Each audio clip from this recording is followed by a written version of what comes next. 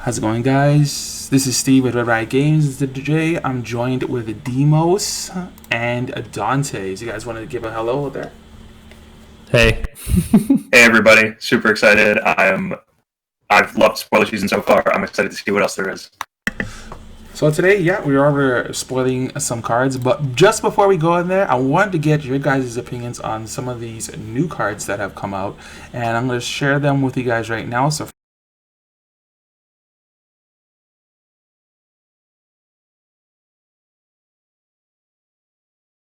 Right. Do you want to start? Okay, yeah, you want to start. Yeah. I feel like I have more opinions on Brute as the Brute player between the two of us here. Sure. I mean, it's entirely different from Rhinar, right? You're not intimidating, you're not pushing damage, you're enabling your banished zone as a resource, right? And we can see that how it pairs with other cards and with her, endgame legendary.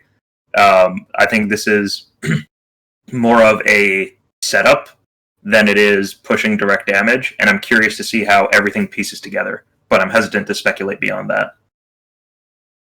Yeah, I think so too. I kind of agree with that. I don't think that it's going to be a super aggressive deck. I think this is going to be definitely more of a control setup and play to your end game. We don't know what the token does yet. I'm sure it's absolutely insane based on what we've seen, but it has to be.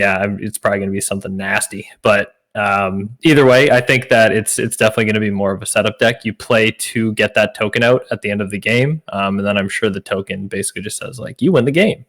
Now you said it's going to be a bit more control. I don't know if that's going to necessarily be the case, because we've seen a lot of cards that just straight up block for 0, regular action cards that would normally block for 3.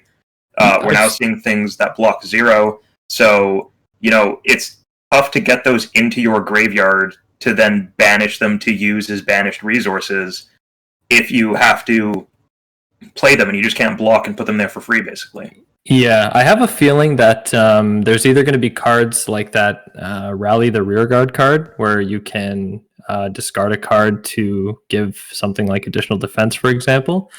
Or the weapon that they release for Brute is going to have something that allows you to banish cards directly from your hand or from your deck or something like that. There will be something with synergy that kind of puts it all together. There definitely will be. It's going to be a different way of thinking about how the game works now. I mean, previously in deck building, you put everything with 3 blocks, and then maybe you look at some 2 blocks because they're just too good not to. But now you're talking about putting in 0 defense actions. I think it changes the cost curve that everybody's been working off of so far. Mm-hmm. Yep, I agree with that too. It's going to be interesting. My bets are on a control deck. I'm telling you right now. Mark my words. Come back to this video in 3 months, and you'll see. Control all the way.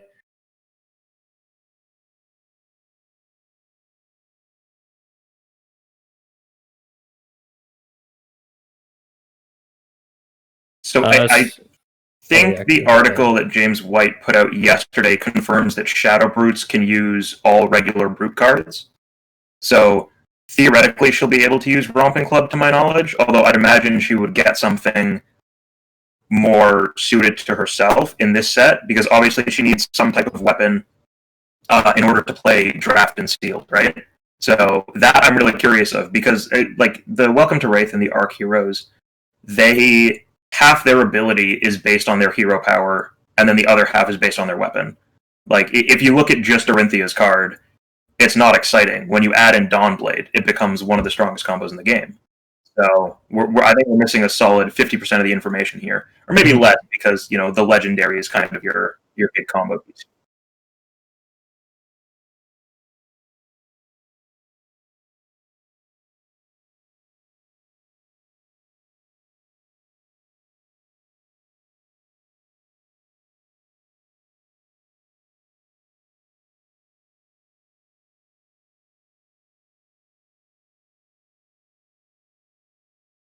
It seems very good. When you look at it at face value, you're like, wow, this card pitches for 2, blocks for 3, costs nothing, and all I have to do is banish 3 cards from my soul. No problemo. The issue is that we don't really know how to get cards into your soul, and we don't know how difficult that's going to be. I feel like if there's a card this powerful that costs nothing and it says that you have to banish 3 cards from your hero's soul, it's either going to be really hard to get cards into your hero's soul, or there's going to be a big drawback for whatever the light heroes are if cards are removed from their soul. Yeah, I think the closest analogy to this when you're looking at costing is probably going to be E-Strike, because that's also 0 cost with an alternative cost. Similar art style, 7 damage. E-Strike has the options, but, we're going to base it at about 7 damage. Still with the 0 cost. I think what this implies is that banishing cards from your soul is equal to about like 1.5 resources of pitch, if not more, right? Because this card, normally 7 damage, is a 3 cost card, right? But it's yellow, so it would be a 4 cost card, but it has go again, so that would make it 5 to 5.5 cost, and it still blocks for 3 after all that. Although maybe it gets a 3 block for free just because it's a Majestic and a lot of them have that. But I think we're seeing...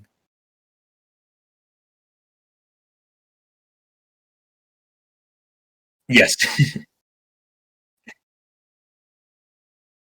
I mean, sure you could, but why would you? It natively has go again. Yeah, no need. I Razor feel, the next thing. Yeah, Razor the next thing that you're running probably. I'm thinking souls, like your soul is an expensive resource pool for you. Yeah, we don't know much about it yet, but I'm feeling the exact same thing, Demos.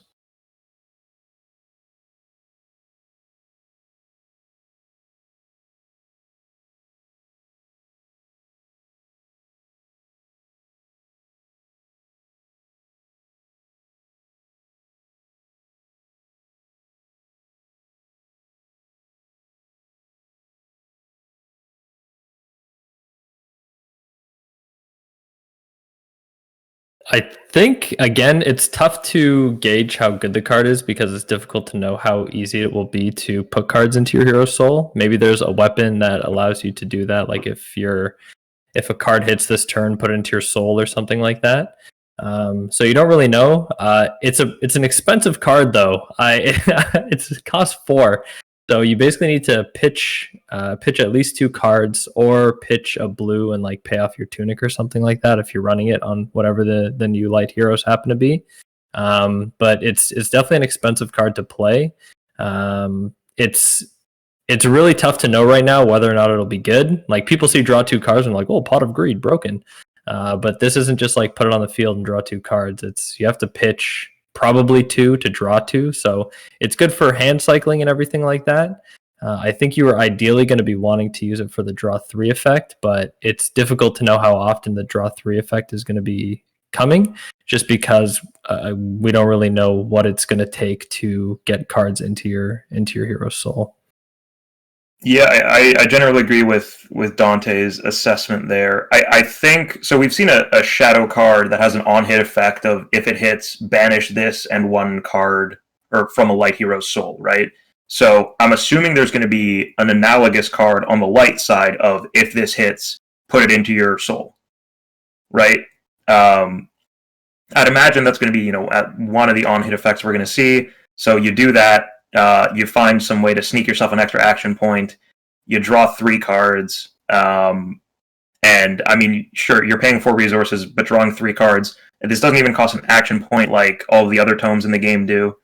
So you can do... I think this card will be great for shenanigan setup style decks. Yeah. Similar to what you see, Wizard doing, playing a tome at instant speed and then keeping their turn going. I think this is a same premise. It requires setup, it requires combo, but I'm curious to see what kind of fun stuff you can do with it. Yeah. I didn't touch on the instant part, but the fact that it can be played as an instant to just draw 2 or 3 cards is really good, because it doesn't use your action for the turn. So if you do need to cycle some cards in your hand and you've drawn this, it's definitely possible to do that as well without using your action for the turn, which is pretty handy. Or even weird defensive play. Pitch 2 energy potions that have awkwardly come into your hand. Draw into 2 things that block. Survive 1 more turn. Yep.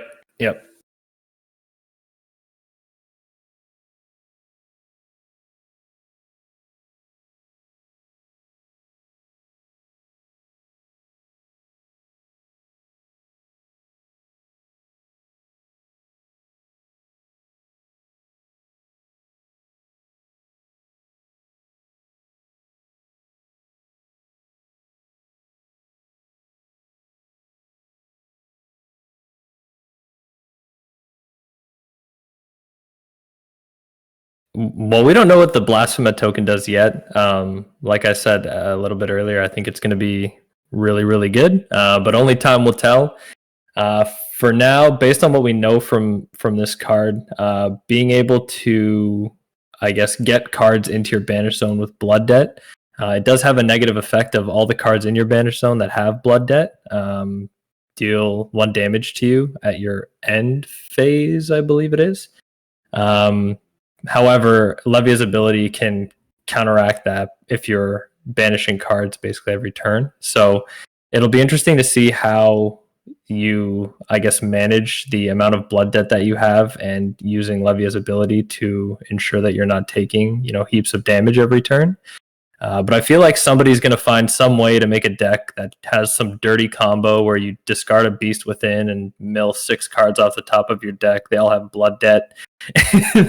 And then you just slap a Doomsday on the field and win the game because you get Exodia out, Yeah, we're missing a good chunk of the information on this. I think Dante probably got a lot of what we know about it.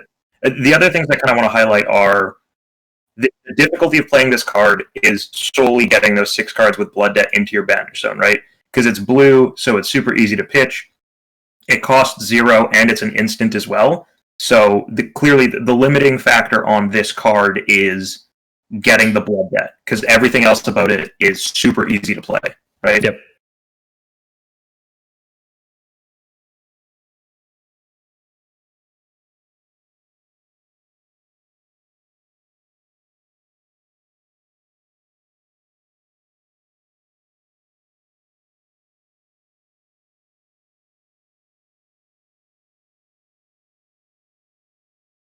This one's a little different though, Steve. This one says that you have to play 6 cards with blood debt this turn. That's a lot of cards to play in one turn. I'm sure that the new hero chain will have a way to be able to do that more easily, but it's definitely going to be interesting. I don't like 6 cards in a turn seems wild. Well, even on this one, Demos. Yeah, so we've seen some cards have blood debt and say, you can play this out of your banish. Yeah, okay. Exactly. Okay, I think what Chain's probably going to do is stack up that banish zone, find some way to play most of the cards out of that banish zone, and then, eclipse it out. Yeah, this is why you, the philosopher, are here, because I had completely forgotten about the cards that you can play from your banish zone. Nice. Yeah, so I'm curious to see what Chain's ability is. Levia can, survive with those cards in her banish zone because of her ability. Chain might be the bit more of the race down. Can I get my 6 before I deal myself, 4 damage in a turn every turn? Again, it's blue. It costs 0. It's an instant. So the limiting factor is playing those 6 cards. There's nothing else about this card. They want you to know that, and it can be played out of banish zone. So once those 6 cards happen, you're in your end game mode. You've summoned the Soul Reaper, whatever the hell that is. I can't wait to see what that is. Sounds sick.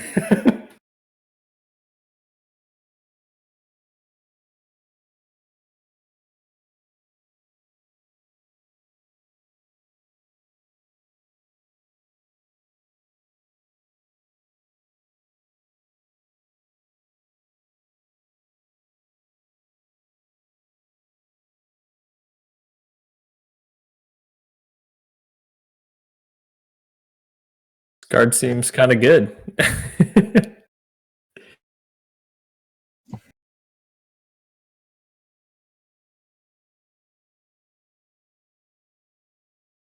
Like it because it's a common and it's just costs 1, attacks for 6, blocks for 3. Like what more can you ask for?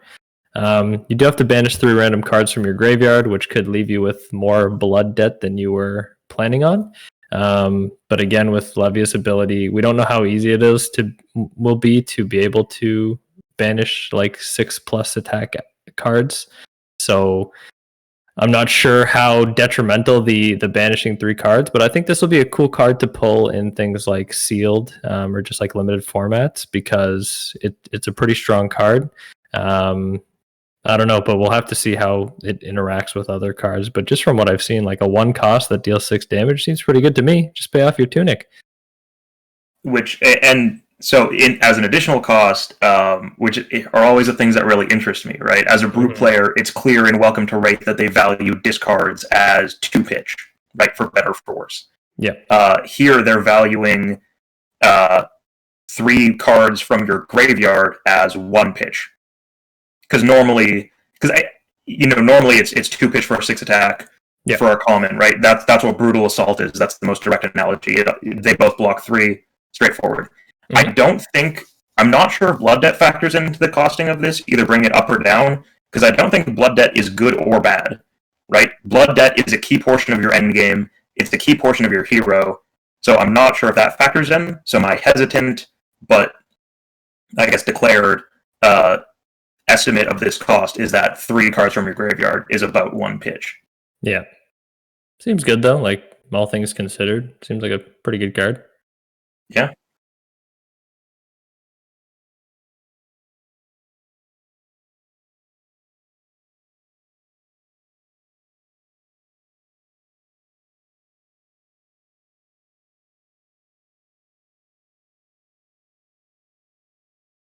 I disagree. I think this card is fantastic. It's cheap. Yeah, it only hits for 4, but I can definitely see uses for it. I'm sure Chain is going to be using this, right? It's 1 cost that can come out of his Vanish Zone, and it's Blood Debt. So it ticks all 3 boxes of the requirements for his Legendary, right? It's cheap, it's easy to play. You're going to need somebody to give a go again, sure. But, it's one of his big hits, I'm sure. Or I'm presuming who knows. I even think there might be some space for this in a weird Levia situation. You play some brute attack. Let's say you scab skins to give yourself an extra action point or whatever. You play some brute attack. Then you can claw this basically whenever you want, right? Like you can sit on this as a pseudo combo piece until you just pop it out for 4 damage on the end of 1 turn, and maybe you want to do that, maybe you don't, depending if you're playing to your end game legendary or not. But I think the options are there because it's not like Brute's short on action points, and I doubt Levia's going to get better boots than Scab Skins, but who knows? We'll see. So I think this card is it's a common. It blocks 3, which doesn't seem to be super common in this set, to be honest. So that might be worth it just alone for sealed and limited and all that stuff. Everything's an instant. Or we're seeing actions that block 0. Up until now it was just Gorgonian Tome that did that, and Gorgonian Tome was weird in its in 100 different ways. Yep. But now it seems to be normalized.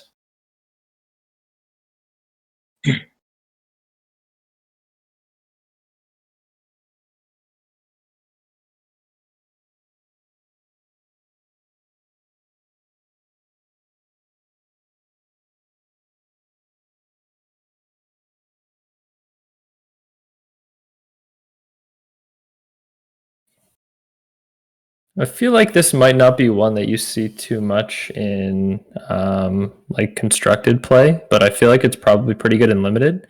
You're not guaranteed to be going up against a light hero, for example, in limited, because there are the Welcome to Wraith and Arcane heroes that don't have a light or shadow class. But I can definitely see some use in limited, like sealed and draft. Where a card like this ends up being pretty good, because if you're playing against a light hero, you can put it into your deck and it's dealing additional damage. Otherwise, it doesn't really have much use outside of that, but I don't know, maybe the Philosopher can shed some light on something I haven't thought about yet.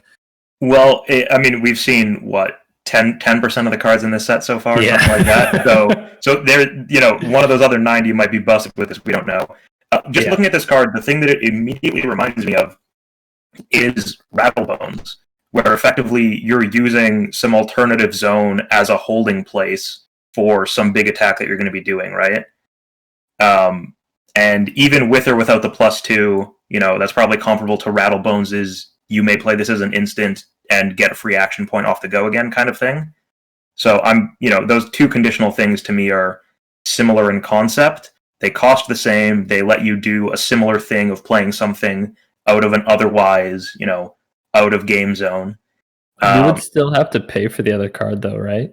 Yes, you would. Confirm. Yeah, okay. Yeah, well, according to this, you would. Yeah, but so. Maybe there's some card that says, if you play this out of your banish zone, it's free, or you may play this as an instant out of your banish zone, but it doesn't have that. You may play this out of your banish zone card text on it. Yeah, right. Like we might see those kinds of combos. Like we might see something that says Swallow Shadow that does everything I've just described. The same way you see kind of paired cards like Moonwish and Sunkiss. Moonwish Sunkiss, thank you. I was going to say Moonkiss, but that wasn't right.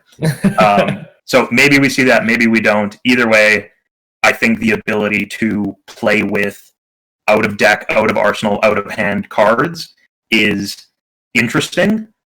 Not necessarily good, but it opens up a lot of potential avenues.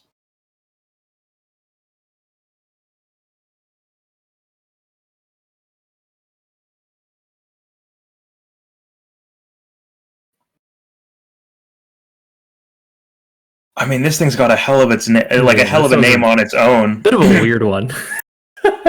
Yeah, it's a 2-cost red brute buff card.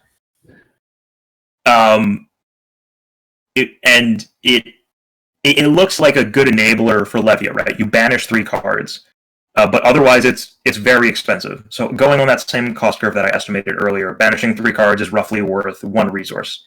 Right, so then you're looking at, you're probably going to hit because you've got a brute deck, and that's what you build around, that you banish to 6 or higher.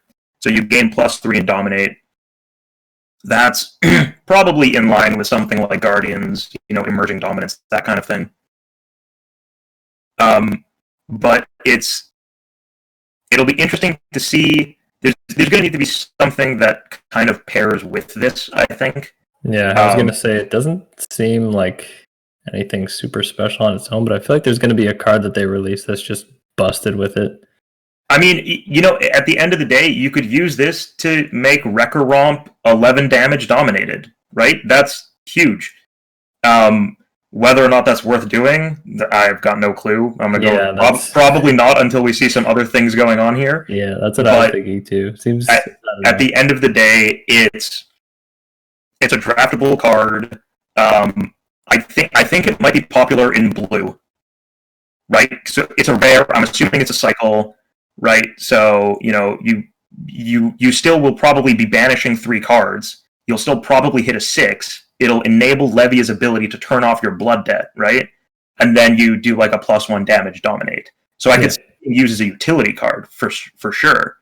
I'm just not sure if I'm necessarily sold on the red. But you know what? It blocks 3, which is nice. Blocks more than at the end of the day, blue block 3. What else do you want, right? Yeah, that's true.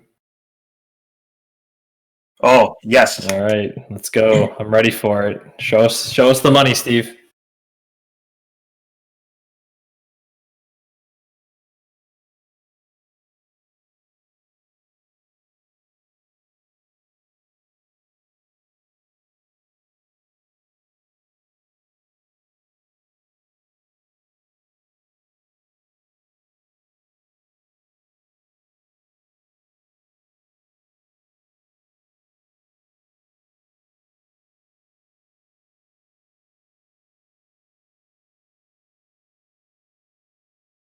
Okay, so there's a lot going on here, right? So it's a common, step 1, which means, I'm assuming it comes in a cycle, which means Brute is getting another blue 6 attack. Yep, blue 6, that's what I was thinking too. No. It's a shame that doesn't block, which is, the third point of the triangle of what you want in a Brute card, blue 6, block 3. Yeah. But the fact that it seems to be super duper well costed to accommodate for that, right? Traditionally a 3-cost card will deal 7 damage, right? Raging Onslaught is a common, it's the most analogous, whatever. Or, let's compare to Smash Instinct because that's a class card. It gives you a free Intimidate, sure. So this, you draw a card and discard a random card. So you don't need that as a pre-existing condition, which is nice because you can just draw randomly. And then if you discard a 6 or more, you can banish a card from the graveyard. The lack of random here is hugely important. Because you can banish that, some card probably with Blood Debt to get you where you want to go in terms of your endgame combo, or something else that could be played out of the banish zone or whatever, right? The card itself deals a ton of damage. It looks like it has utility. The only thing it doesn't do is block, right? As the description says, you're fine banishing this card. You're more than fine playing this card, I'm sure. 8 damage off a 2-card hand is fantastic. And you possibly see an awful lot of upside of turning off Levia and banishing a card of your choice to contribute to what I'm assuming is going to be her core engine of that legendary. Yeah, banishing from either graveyard too is really, really good. We don't know if there's going to be a bunch of cards that interact from other graveyards, or if I don't know how the light stuff's going to work because we haven't really seen too much of it yet. But anytime that you can banish something from your opponent's graveyard, if they're going to be using their graveyard as a resource, that's a very helpful card for you. Yeah, I mean, realistically, maybe it's the very beginnings of the game and you're up against another Levia who has a lot of cards that say banish 3 cards from your graveyard. She's got 1 in there, and you want to turn that off next turn. Maybe you want to ruin Runeblade's ability to rattle Bones back and Arcanite Ascendancy. Like, there are definitely some niche things to do with that. But overall, this is definitely one of those new attacks that is throwing the cost curve out the window because it doesn't block at all, right? Yeah. Or, sorry, I should say the traditional cost curve.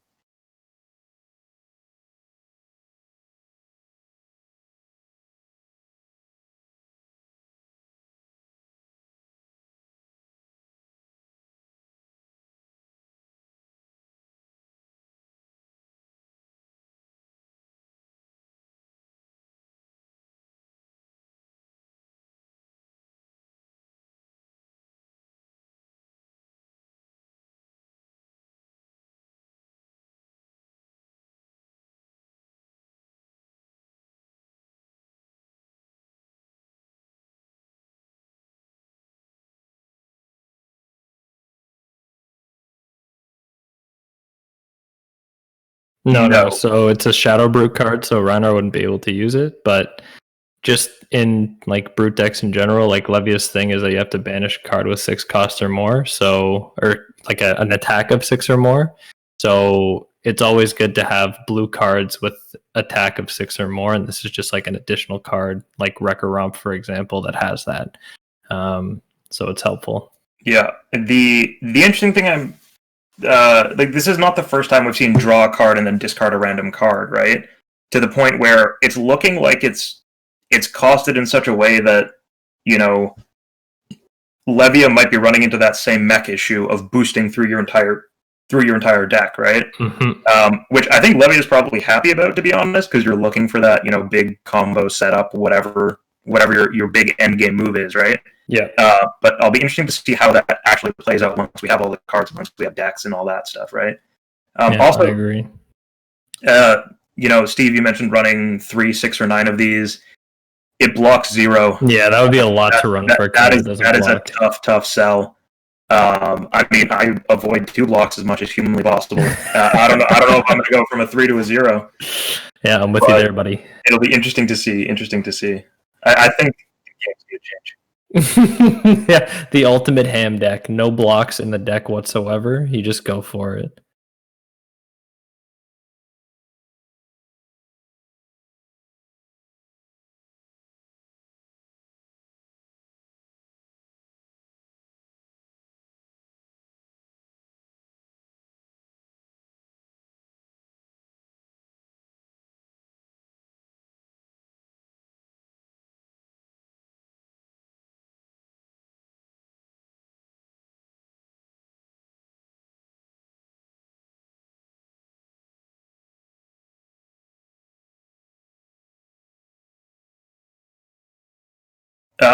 So the one thing that particularly interests me is there's an increase in the amount of generic ways to block, right? So we've seen every new set has introduced different ways of blocking generically, right? So Welcome to Wraith, you saw the first defense reactions. Arc, you added a couple more defense reactions, but you also added things like Enchanting Melody, which blocks. In Crucible, we got an instant that kind of blocks in the form of Reinforce the Line. Yep. In this, Rally the Rear Guard, right, is an attack that has a defensive utility feature that, when you block with it, you can use an instant ability to discard a card of your choice and give that card an extra 3 block. So that helps against against Dominates. It's not an additional cost, so you can do it afterwards to counter an attack reaction of some sort. And it's basically a way of making all those, crazy 0 block attacks that we've been talking about sometimes get some utility to actually end up blocking 3. So I think they're definitely changing how attacks work in terms of, things being played out of Banish, but they're also continuously changing how defending works. And I think it's indicative that there's bigger game changes coming, or not game changes, but changes in the mindset of how you play the game, right? Our immediate reaction was, it doesn't block 3. That's poison to us instinctively, right? We want cards to block. But Rally the Rear Guard kind of gives you an out that, you can go, okay, maybe we have to reconsider what is blocking and how blocking works. Yeah, there is a lot of cards that don't block, so it's going to be interesting to see, I guess, when people are building and refining these decks, how they strike a balance between cards that don't block, cards that do block, and what that ends up being. I feel like it's going to be tough to balance, just because there are going to be so many cards that a lot of the cards that we've seen don't block. I'm looking through the list here, and I would say probably 70% of them don't block. So it's going to be interesting to see, I guess, how people are building decks and dealing with the fact that half the cards in their deck don't block, and seeing how they play the deck to combat that. But I think we'll need to see all the cards in the set first before we can draw any full conclusions.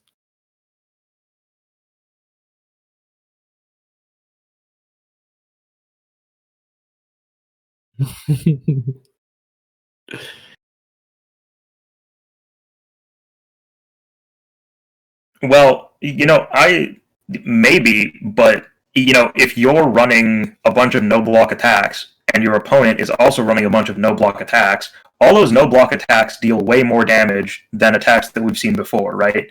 So I think we're going to see a new, different kind of dance between aggro and literally everything else in terms of, does this attack do enough to warrant not blocking? What happens when 2 no block decks go up against each other, and that kind of thing. It's dynamics that we haven't seen before, right? Yeah. It'll be interesting to see. I want to see what the other heroes are and what their abilities are. Light Guardian, come on, LSS.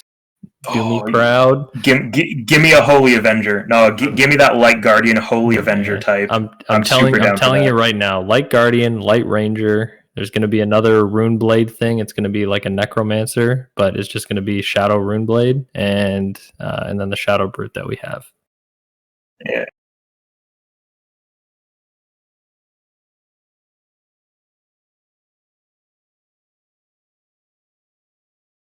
Well, and so maybe dipping into lore here, I think prior to this, everybody thought Brute was a red. I think everybody thought Brute was the big angry green guys from the jungles, right? But now we're seeing that just a regular human farmhand / servicewoman can also be a Brute. So does Rhinar and KO's race have a name? Is it, because I don't think it's Brute anymore, is it? Green Machine, okay. The lore delvers, yeah, I have no idea.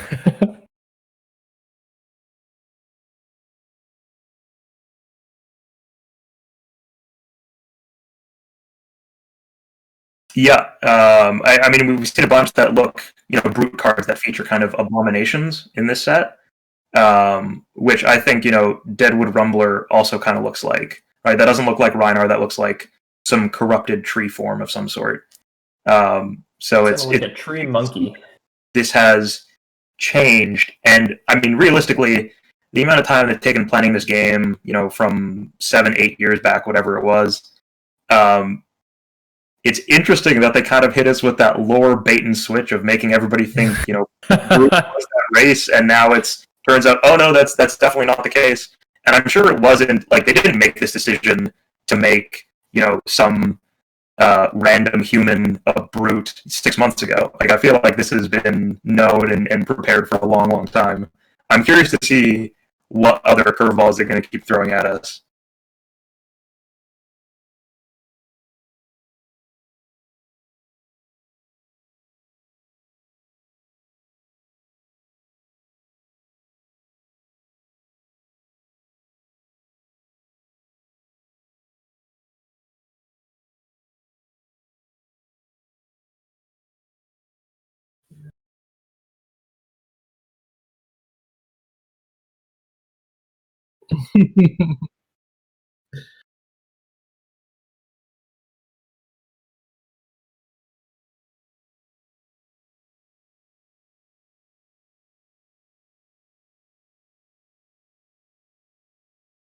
Thanks for watching.